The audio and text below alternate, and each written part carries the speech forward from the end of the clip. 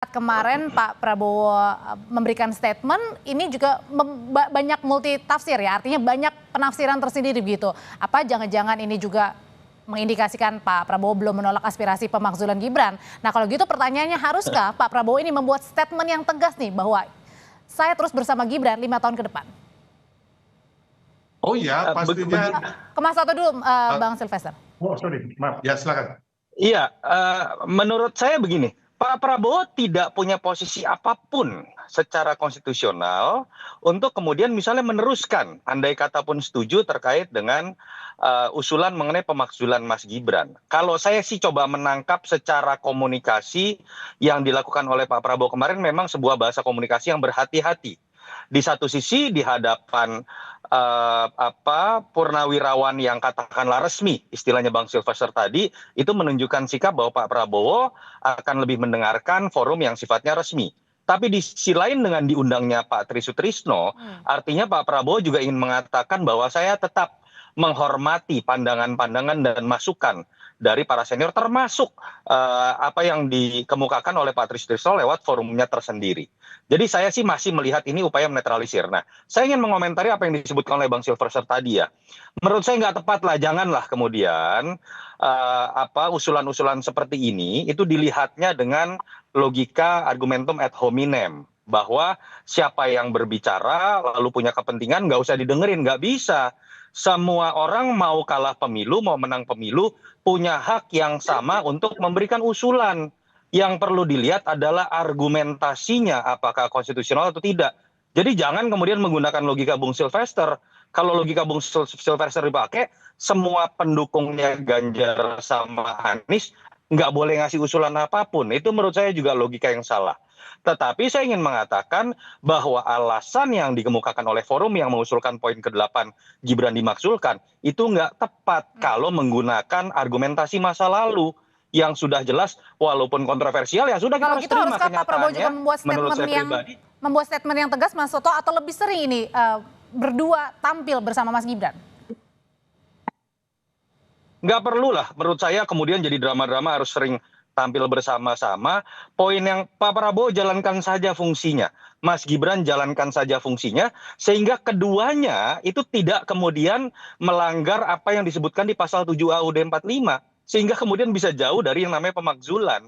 Saya juga tidak sepakat kalau pemakzulan didasarkan pada sebuah tekanan politik siapapun itu, mau militer ataupun sipil. Tapi ada poin penting, Audrey, yang ingin saya ingatkan. Kenapa sih keributan ini terjadi? Bukan hanya ini loh, ini kan rentetan dari isu matahari kembar, isu mengenai cawe-cawe, isu bagaimana positioning dari Pak Jokowi. Ini kan bermula bahwa betul Mas Gibran sah secara konstitusional, secara prosedural, tapi ini kan bermula dari kontroversi yang sampai sekarang saya ingin mengatakan walaupun sah tapi secara substansi demokrasi, majunya Gibran itu bermasalah dalam konteks etika demokrasi, sehingga kemudian ketika keberlanjutan diartikan sebagai harus menitipkan anaknya mantan presiden, yang terjadi adalah situasi sekarang. Ada ketakutan dari pendukung Prabowo atau masyarakat, diatur-atur nggak nih sama presiden sebelum? Ada nggak cawe-cawe dari presiden sebelum? Artinya Mas masih Gibran ada lebih loyal kegelisahan kepada mungkin di bapaknya atau sini. Prabowo?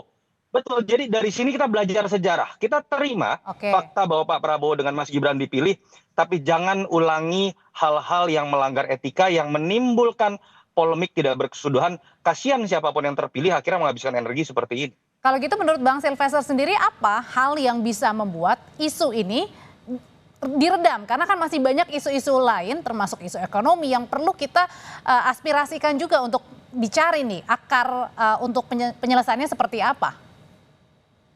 Ya, jadi intinya sih memang kita menghargai semua kritik, semua pendapat. Siapa sih yang nggak menghargai?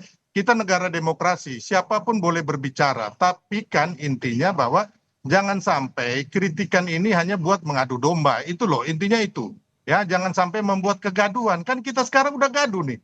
Gara-gara para pensiunan jenderal ini yang menurut saya ya kan memberikan poin-poin itu dibangun tidak berdasarkan fakta-fakta hukum gitu loh, konstitusi kita yang baik itu bagaimana ya kan, yang harusnya kan harusnya kita sama-sama para pensiunan ini, ayo umpamanya undang-undang perampasan aset, ayo sama-sama kita kejar agar digolkan, atau sekarang Pak Prabowo dan Mas Gibran itu ingin agar kita swasembada pangan gitu loh, swasembada energi, swasembada air. Bagaimana kita melihat Panglima TNI, Kasat. Saya pernah ke kantornya Kasat, beliau menunjukkan ini loh Bang, kami punya pompa Kalau air. tadi dibilang, Ya, Mas kami Toto bilang turun ke mungkin sawah. ada kegelisahan, ada kegelisahan Ya. mungkin yang dirasakan. Kegelisahan apa? Udahlah, udah kalah pilpres, ya udah nanti bertarung lagi di 2029. Nah, Gampang itu kok. Tapi kalau mau menurut saya nggak tepat. Bang Sylvester, Anda Enggak, jangan gini. Enggak. Anda kan orang pendukung Anda- Ganjar, saya tahu itu. Jadi gini, Anda jangan Ini kita balik menggunakan ke- logika argumen. itu Anda kan kalau pendukung seperti Ganjar, Anda ini harus siapapun ngomong yang gitu. kalah Anda anggap Saya- tidak punya hak untuk bersuara. saya Logika Anda netral rusak, tau sebagai nggak anak Sylvester? merah putih loh, Bang. Nggak bisa loh. Anda ngerti nggak? itu- Logika Anda itu rusak. urusan Abang. Hak Abang nggak usah. Anda uji Gini. argumentasi dari Forum Purnawirawan itu. Jangan lihat latar belakangnya. Bukan gitu loh. Poinnya ada Itu nggak aja. sekarang? Itu ada bermanfaat nggak buat bangsa Masa yang kita? boleh Kalau bersuara kita cuma jadi 58% gimana? dari suara pendukung Prabowo Gibran? Inilah logika yang membuat Bang, kegelisahan kalau umpama bertambah. besok ribut-ribut, Anda mau tanggung jawab gara-gara Loh, ini. bukan tentang ya. itu. Saya anak merah putih, saya Anda nggak mau. jangan Baik. menggunakan logika argumentum ad hominem bahwa ada yang punya hak lebih untuk bersuara karena menang Ya, pilpres. tahu. Kita punya tahu, tapi kan kesamaan latar belakang orang dalam bikin itu kan menolak argumentasi tersebut. Pemakzulan ini salah karena tidak cukup argumentasi, tidak cukup Ya, memang fakta secara salah konstitusional. secara Kita sepakat tentang ketatanegaraan poin kita itu. salah. Nanti dulu, kita sepakat tentang poin itu, tapi jangan batasi hak siapapun termasuk para purnawirawan ini hanya karena mereka dianggap kalah pilpres. Itu saya tolak. Mas Sylvester?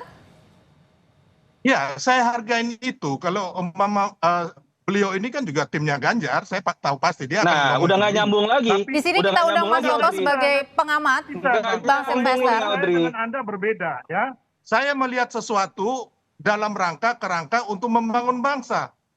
Ya kan, kalau Anda kan Nggak nyambung, nggak bagian dari nyambung. rezim Ya. itu juga. Tadi Jadi juga wajar sudah Anda- disuarakan Anda oleh Mas nggak Toto nyambung. bahwa Bisa, Bang. tidak setuju juga dengan pemakzulan. Tapi mungkin begini, Bang Sylvester, yang dimaksudkan adalah pastikan ada argumen tersendiri. Tidak mungkin seorang purnawirawan TNI tidak ada angin, tidak ada hujan, kemudian bersuara seperti ini.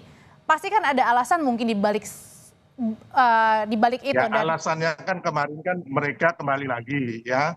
Ya, mereka kemarin juga tanggal 19 Maret 2024 ke KPU itu Pak Soeharto dan Sunarto itu memprotes bahwa Pilpres itu curang.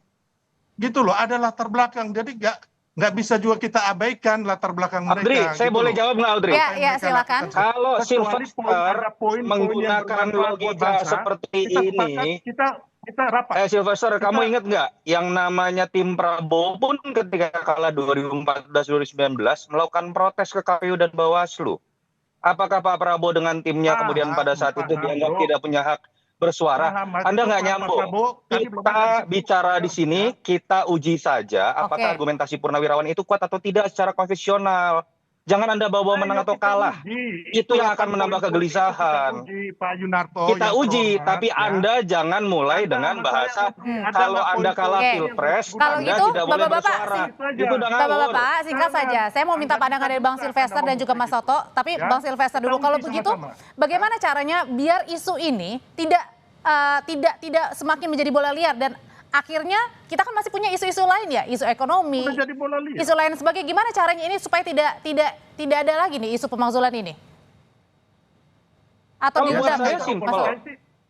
Kalau buat saya, ketika Pak Prabowo bekerja dengan sebagaimana mestinya, memposisikan dirinya sebagai satu-satunya pemimpin, Mas Gibran memposisikan dirinya sebagaimana mestinya secara konstitusional, itu menurut saya juga dia akan menjauhkan dirinya dari pemakzulan. Tidak usah takut dengan tekanan-tekanan politik apapun, dan tidak usah Oke. juga pendukungnya itu kemudian kebakaran jenggot dengan kemudian memilah-milah orang yang bersuara kalah pilpres atau menang pilpres. Itu yang menambah kecemasan dan menambah sebuah kontroversi. Oke, intinya Kalau kerja itu ya. dijalankan dengan baik, bekerja, ya sudah. Oke. Begitu pula pendukungnya menurut saya lebih banyak berbicara mengenai kerja dari presiden dan wakil presidennya dibandingkan bernostalgia masa lalu tentang siapa yang kalah dan menang pilpres seperti yang disampaikan oleh Bung Sylvester tadi. Bang Sylvester. Hal-hal gini nih Audrey nih Anda ini yang bikin apa ya? yang tidak ada menjadi ada Maksud karena Anda budaya berkelit, menjilat tadi. Mas Yanarto, janganlah gitu. Anda ngomong aja. Pak Prabowo itu mandiri, tidak dicawe-cawe. Nah, kita kembali ke tema hari ini, Bang. Kita balik ke tema hari Ya, ini. jadi intinya gini, kalau saya sebagai anak bangsa Merah Putih, ayo para purnawirawan kita duduk. Mana poin-poin ini yang bisa untuk membangun bangsa. Jadi perlu ada ketemu bersama, Bang Sylvester. Oh ya, mau. Yang kemarin belum cukup berarti. Terus yang kedua, ayo kita sama-sama ya kan mendukung agar mengusut koruptor dan undang-undang perampasan aset dan uang kartal ini disahkan. Terus yang kedua, ayo kita sama-sama turun ke sawah bersama Panglima TNI, Kasat untuk masalah pengairan, pupuk dengan Pak Prabowo agar kita bisa swasembada pangan, swasembada kedaulatan di bidang pangan, energi dan air. Itu yang kita inginkan. Mari sama-sama kita membangun bangsa. Jangan bikin kegaduhan gitu loh. Perlu duduk bersama nggak sih, Mas Toto tadi dikatakan Bang Sylvester? Perlu, nggak ada masalah, perlu.